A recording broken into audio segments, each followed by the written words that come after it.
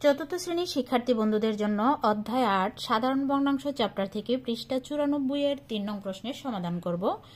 খালিঘরের সংখ্যাগুলো নির্ণয় করো। আশা করি এই ভিডিওটি দেখলে খালিঘর পূরণ নিয়ে আর কারো কোনো সমস্যা থাকবে না। প্রথমে খেয়াল করি, একটি ভগ্নাংশ দেওয়া আছে 3/1 সমান 6 উপরে একটা খালিঘর দেওয়া আছে, অর্থাৎ এই লবের জায়গায় খালিঘরে সঠিক সংখ্যাটা বসাতে হবে। আর বলা হয়েছে কিন্তু এই ভগ্নাংশ দুইটা কিন্তু সমান হবে। একটা ভগ্নাংশ তখনই সমান হয় যখন ভগ্নাংশটা সমতুল হয়। আর আমরা সমতুল ভগ্নাংশ কিভাবে নির্ণয় করি? ভগ্নাংশের লব এবং হরকে একই সংখ্যা দিয়ে গুণ অথবা ভাগ করে আমরা সমতুল ভগ্নাংশ নির্ণয় করতে পারি। তাহলে খেয়াল করি, এই 3 সংখ্যাটা থেকে কিন্তু এই 6 এসেছে। এখন 3কে কত দিয়ে গুণ করলে 6 আসবে? 3কে যদি আমরা 2 দিয়ে গুণ করি তাহলে 6 হবে। তার মানে কিন্তু 1কেও আমাদের 2 দিয়ে গুণ করতে হবে। তাহলে 1কে যদি 2 দিয়ে গুণ করি 2 হবে। তাহলে এই খালি করে কত বসবে? 2 বসবে। এবার আমরা আসি 2 নং প্রশ্নে। 7/3 সমান 28 উপরে খালি ঘর দেওয়া আছে, অর্থাৎ লব। এখানে সঠিক একটা সংখ্যা বসাতে হবে। কিভাবে বসাবো? এখন এই 7 থেকে কিন্তু 28 সংখ্যাটি এসেছে। এখন আমাদের খেয়াল করতে হবে 7কে কত দিয়ে গুণ করলে 28 হয়, অর্থাৎ 7কে এমন একটি সংখ্যা দিয়ে গুণ করা হয়েছে, গুণ করার ফলে এই 28 রেজাল্টটি এসেছে। এখন 7কে কত দিয়ে গুণ করা হয়েছে সেটা তো আমরা বুঝতে পারছি না, সেটা আমরা কিভাবে বের করব? তাহলে 7 দিয়ে আমরা 28কে ভাগ করি। তাহলে 7 দিয়ে যদি 28কে ভাগ করি কত হয়? 4 7 28। তার মানে এই 7কে 4 দিয়ে গুণ করে 28 এসেছে। তার মানে 3কেও 4 দিয়ে গুণ করতে হবে। তাহলে 3কে যদি আমরা 4 দিয়ে গুণ করি তাহলে কত হয়? 3 4 12, অর্থাৎ এই খালি ঘরে বসবে 12। এবার আমরা 3 নং প্রশ্নটি সমাধান করব। একইভাবে এই 4 থেকে কিন্তু 36 সংখ্যাটা এসেছে। এখন 4কে এমন একটি সংখ্যা দিয়ে গুণ করা হয়েছে যেটা গুণ করলে এই গুণফলটা 36 হবে। সেটা আমরা কিভাবে বের করব? তাহলে 4 দিয়ে 36কে ভাগ করি।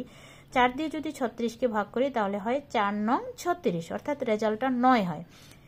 তার মানে হচ্ছে 4কে 9 দিয়ে গুণ করা হয়েছে, অর্থাৎ হরকে 9 দিয়ে গুণ করছে। তার মানে আমাদের লবকেও কিন্তু এখন 9 দিয়ে গুণ করতে হবে। এখন 3কে যদি 9 দিয়ে গুণ করি কত হবে? 3 নং 27। তাহলে এই খালি ঘরে বসবে 27।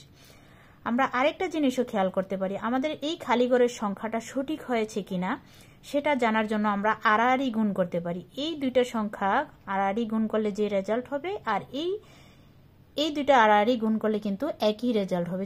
যখন দেখা যাবে যে একই রেজাল্ট হয় তখন কিন্তু আমাদের খালি ঘরের সংখ্যাটা বসানো সঠিক হয়েছে।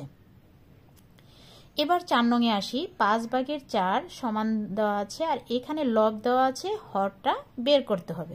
তাহলে এই দুইটা সংখ্যা কিন্তু দেওয়া আছে 4 থেকে 12 এই সংখ্যাটা এসেছে, ছোট সংখ্যা থেকে বড় সংখ্যাটা এসেছে। তার মানে গুণ করেই এই সংখ্যাটা বের করা হয়েছে। এখন 4কে কত দিয়ে গুণ করলে 12 হয়? 4কে যদি আমরা 3 দিয়ে গুণ করি তাহলে 12 হবে, অর্থাৎ 4 গুণ 3 12। তার মানে আমাদের 5কেও 3 দিয়ে গুণ করতে হবে। 5কে যদি 3 দিয়ে গুণ করি 3 5 15। এবার আমরা 5 নং প্রশ্নটি সমাধান করব। 9/2 সমান 16 আর নিচে খালি ঘর দেওয়া আছে। তাহলে যে দুইটা সংখ্যা দেওয়া আছে এটা থেকে আমরা প্রথমে বিবেচনা করব। 2 থেকে 16 সংখ্যাটি এসেছে, তার মানে 2কে এমন একটি সংখ্যা দিয়ে গুণ করা হয়েছে যেটার গুণফল 16। তাহলে 2কে কত দিয়ে গুণ করা হয়েছে আমরা কিভাবে বের করব?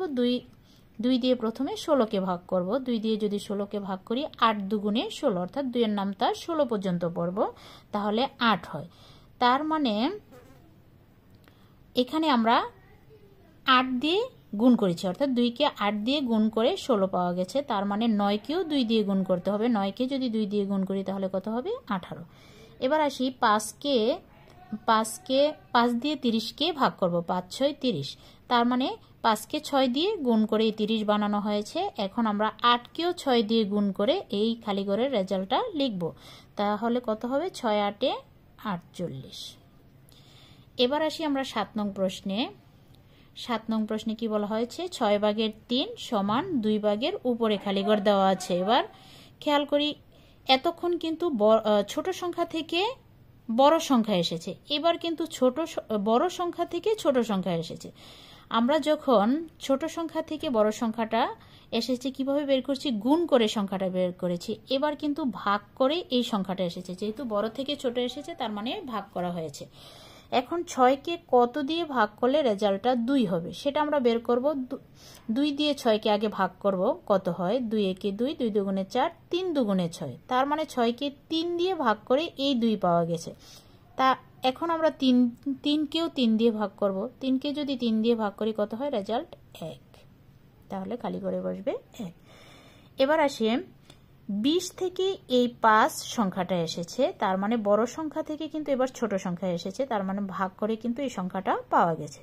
তাহলে আমরা 5 দিয়ে 20কে ভাগ করি, 4 5 20, তার মানে 20কে যদি আমরা 4 দিয়ে ভাগ করি তাহলে কিন্তু 5 পাওয়া যায়। এখন 12কেও আমাদের 4 দিয়ে ভাগ করতে হবে, তাহলে 12কে যদি 4 দিয়ে ভাগ করি 3 4 12, তাহলে এই খালি ঘরে বসবে 3।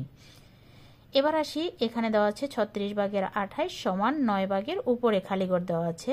এই দুইটা থেকে আমরা বিবেচনা করি, 36 থেকে এই 9 সংখ্যাটি এসেছে, তার মানে বড় সংখ্যা থেকে এবার আমরা ছোট সংখ্যাতে এসেছি। তাহলে কি করে বের করা হয়েছে, এটা ভাগ করে। 36কে এমন একটি সংখ্যা দিয়ে ভাগ করা হয়েছে যেটা দিয়ে ভাগ করলে ভাগফলটা 9 হবে।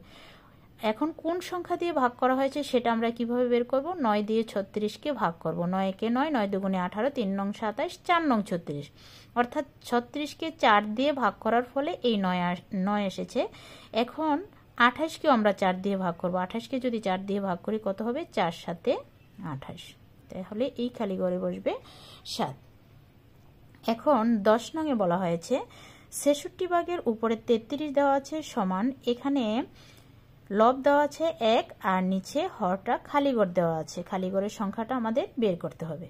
এখন এই 33 থেকে কিন্তু 1 সংখ্যাটা এসেছে, তাহলে বড় সংখ্যা থেকে ছোট সংখ্যা এসেছে মানে ভাগ করে বের করা হয়েছে। এখন 33কে কত দিয়ে ভাগ করলে রেজাল্ট 1 হবে, 33কে যদি আমরা 33 দিয়ে ভাগ করি তাহলে রেজাল্ট 1 হবে, তার মানে আমরা 66কেও 33 দিয়ে ভাগ করব। 66কে যদি 33 দিয়ে ভাগ করি তাহলে কত হবে, 2 হবে, তাহলে এই খালি ঘরে বসবে 2।